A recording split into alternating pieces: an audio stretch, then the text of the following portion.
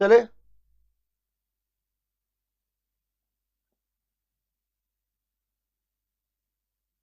दोस्तों याद रखना, यूसुफ बगरा ने झेलम के पास मंगोलों को क्या कर दिया, पराजित कर दिया। मैं नोट लगा रहा हूं।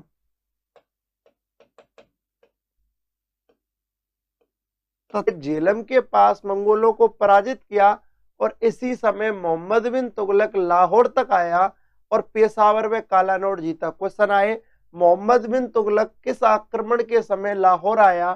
तो आप कहोगे कि मंगोल आक्रमण के समय। कौन सी ईयर में? 1327-28 में। और इसी समय इसने क्या जीता? पेशावर और काला नोट जीता। दोस्तों गुड मॉर्निंग। लाइक कर दे सारे के सारे। आप लोग लाइक नहीं कर रहे हो, आधे तो सो गए हैं। 100 क्रॉस कराओ जल्दी। 83 हुए, जल्दी क्रॉस कराओ। तो यूसुफ बगरा ने झेलम के पास मंगोलों को पराजित कर दिया मोहम्मद बिन तुगलक के कहने पर। और दोस्तों इसी समय मोहम्मद बिन तुगलक लाहौर आए तथा पेशावर और कालानौर जीत लिया। आगे अपन बात करें, सारे के सारे लाइक वाइक कर देना। आगे अपन ने क्या देखा दोस्तों, इनके समकालीन मिस्र का जो शासक था,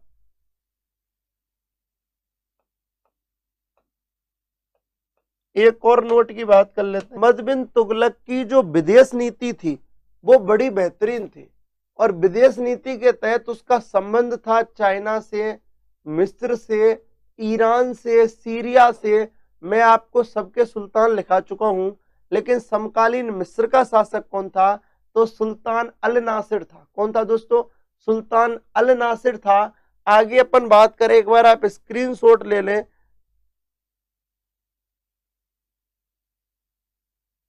कर ले, यहीं पर बात करें नेक्स्ट पॉइंट की।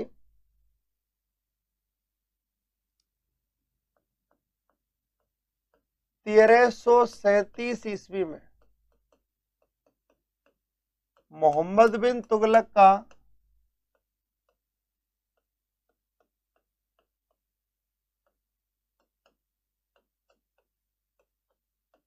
कराचिल अभियान, कराजिल भी कहते हैं, कराचिल भी कहते हैं, इस अभियान के बारे में। तो वास्तव में हिमालय क्षेत्र में पड़ता है। और याद रखना, यह मोहम्मद अभियान की मैं बातें कर लूं दोस्तों, तो मोहम्मद बिन तुगलक और कजारिल के मध्य युद्ध होता है। गुड मॉर्निंग सबको, गुड मॉर्निंग। क्या पूछ रहे हैं आप? गणपति। इसमें मोहम्मद बिन तुगलक का जो सेनापति था वो कौन था दोस्तों? खुसरो मलिक। कौन था दोस्तों? खुसरो मलिक।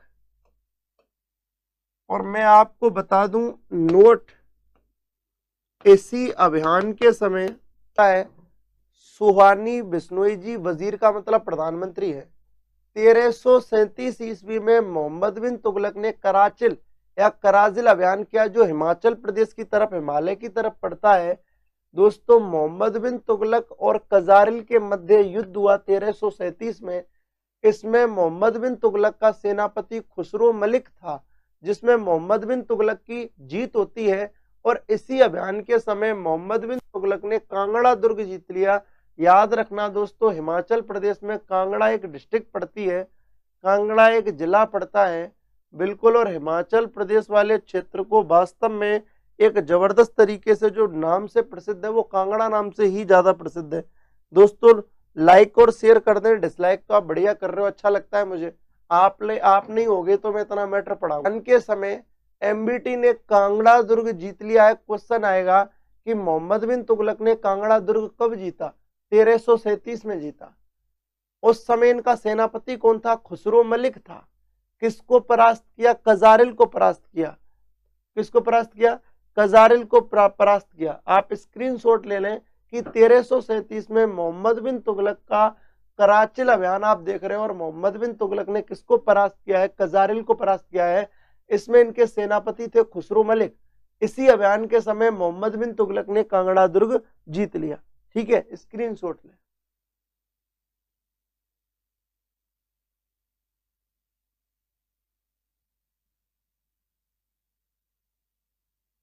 स्टार्ट करते हैं दोस्तों।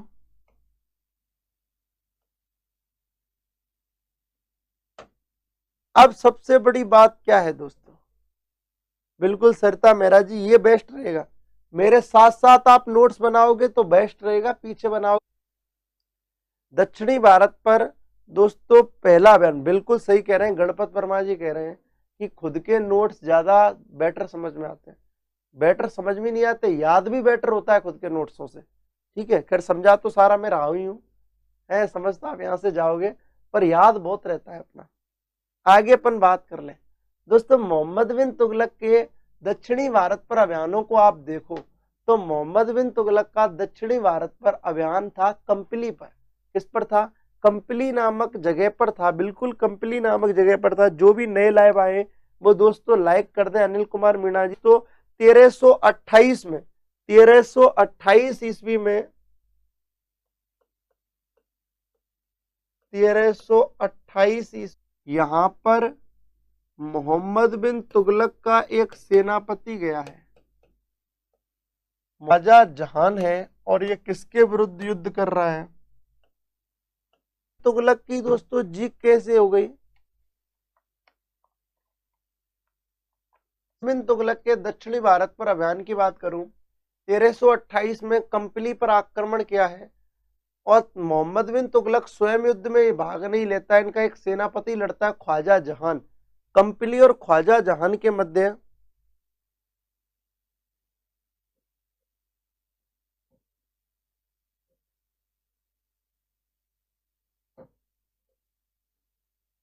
दोस्तों आप मेरे नाम से भी टेलीग्राम चैनल से जुड़ सकते हो, मंजय वर्मा जी कह रहे हैं। ठीक है, बिल्कुल संदीप सिंसनवाड़ जी के नाम से चैनल है, उस पर टेलीग्राम चैनल है, उस पर जुड़ सकते हो। मंजय जी उस पर डेली डाल दिया करना। एमबीटी ने मोहम्मद बिन तुगलक ने सेनापति ख्वाजा जहान को भेजा लड़ने के लिए, और इसमें मोहम्मद बिन तुगलक की क्या होती है? जीत होती है। एक बात याद रखना, करे चाहे कोई भी कुछ, नाम राजा का ही होता है। समझ रहे हो ना? वर्तमान समय में भी आपको चीजें दिख रही हैं, राजनीति की बातें तो नहीं करेंगे यहाँ पर, अपन बात कर लेते हैं। तो मोहम्मद बिन तुगलक की यहाँ पर पहली जीत हो जाती है दक्षिण भारत में कंपली अभियान में।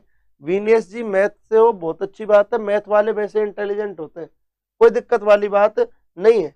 आगे अपन बात करें दोस्तों, ये दक्षिणी भारत पर जो इसका प्रमुख अभियान था, लेकिन एक बात है, अब आपको जो नोट लगाना है वो ये है कि मोहम्मद बिन तुगलक के समय होने वाले विद्रोह, ये सबसे खतरनाक पॉइंट है, क्योंकि मोहम्मद बिन तुगलक के समय में सर्वाधिक विद्रोह हुए हैं। क्वेश्चन आता है कि सल्तनत काल में सर्वाधिक विद्रोह किसके समय हुए, तो आपका बिना सोचे समझे कि आंसर रहेगा मोहम्मद बिन तुगलक के समय में सर्वाधिक विद्रोह हुए हैं। और दोस्तों उन विद्रोह की संख्या है 34। कितने विद्रोह हुए?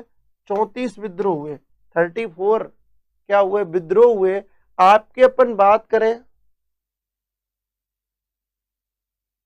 कि मोहम्मद बिन तुगलक के समय, मोहम्मद बिन तुगलक के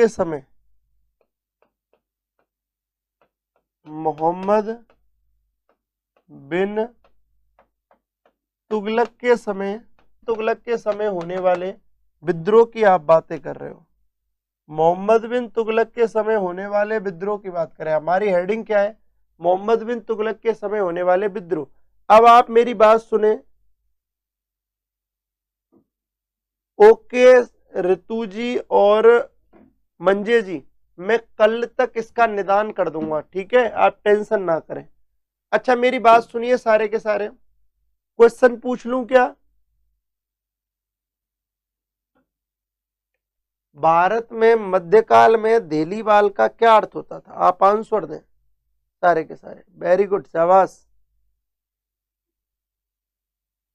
लाइक वाइक करते रहे दोस्तों। भारत में मध्यकाल में देलीवाल का क्या अर्थ होता था? शाबाश, लाइक वाइक करते रहे दोस्तों, जो भी हो आप लोग लाइक जरूर कर देना। शाबाश, good, very good. Dilip ji, Sandeep Kalasua, king royal राज कलासुआ, भगवान जाने दोस्त क्या क्या कह रहा है। तो ये रामेश्वर शर्मा जी, मितांश वैष्णव, अरशद खान जी, मंजे जी, देता हूँ, आपके बस की बात नहीं लग रही मेरे को, तो वो आंसर ये है। तुर्क विजय के समय दिल्ली में प्रचलित मुद्रा क्या थी? देलीवाल थी। दिल्ली में प्रचलित मुद्रा क्या थी दोस्तों? देलीवाल थी। भारत में मध्यकाल में देलीवाल का अर्थ होता था, अर्थात तुर्क विजय के समय दिल्ली में प्रचलित जो सिक्के थे, मुद्रा थी, वो क्या थी? देलीवाल मुद्रा थी। अपन मैं बात करूं, अच्छा तो ऋतु जी, आप में से कौन सा एक अष्टभुजीय मकबरा है? बड़ा अच्छा क्वेश्चन है। देखो क्वेश्चन का पैटर्न देखो आप, आंसर दें। अशोक विवान जी, गुड मॉर्निंग सर, स्वागत है आप। चंद्र प्रकाश, राहुल व्यास, शाबाश। तो दोस्तों आपका आंसर है सिकंदर लोदी का मकबरा। आंसर क्या है? सिकंदर लोदी का मकबरा अष्टभुजीय मकबरा माना जाता है। किसका मकबरा? दोस्तों सिकंदर लोदी का मकबरा। नेक्स्ट क्वेश्चन की अपन बातें कर लेते हैं। ये दोस्तों नेक्स्ट, उत्तर भारत पर तुर्कों की विजय का एकमात्र महत्वपूर्ण पहलू नगरीय क्रांति थी। बहुत अच्छा क्वेश्चन है। उत्तर भारत, अरे यार,